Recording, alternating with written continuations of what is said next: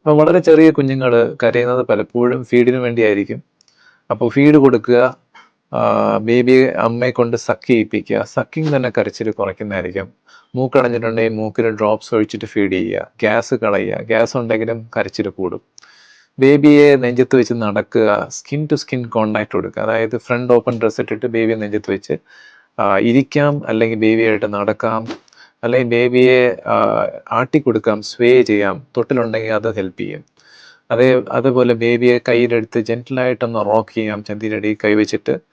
അതേപോലെ ബേബിയെ ഇറിറ്റേറ്റ് ചെയ്യാതിരിക്കാൻ നോക്കുക. നമ്മൾ മാക്സിമം ലൗഡ് നോയ്സ് അല്ലെങ്കിൽ ബ്രൈറ്റ് ആയിട്ടുള്ള ലൈറ്റ് അവോയ്ഡ് ചെയ്യുക.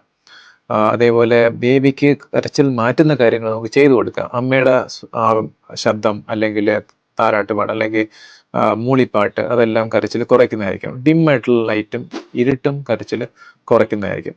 അനാവശ്യമായിട്ട് വേദന കൊടുക്കാതിരിക്കുക. ചിലപ്പോൾ ചില സ്ഥലങ്ങളിൽ പിടിച്ചാൽ കുഞ്ഞിന് വേദന ഉണ്ടാവും.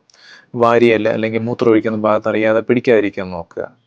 അതുകൂടാതെ കുഞ്ഞിനെ വെളിച്ചത്തിൽ നിന്ന് ഇരുട്ടത്തിലേക്ക് കൊണ്ടുപോകുമ്പോൾ, ഇരുട്ടത്തിൽ നിന്ന് വെളിച്ചത്തിലേക്ക് കൊണ്ടുപോകുമ്പോഴും കുഞ്ഞിൻ്റെ കരച്ചിൽ പെട്ടെന്ന് മാറുന്നതായിരിക്കും. അപ്പോൾ ഈ കാര്യങ്ങളെല്ലാം നമുക്കൊന്ന് കമ്പൈൻ ചെയ്ത് ഉപയോഗിച്ചാൽ കുഞ്ഞിൻ്റെ കരച്ചിൽ നമുക്ക് മാറ്റാൻ കഴിയുന്നതായിരിക്കും.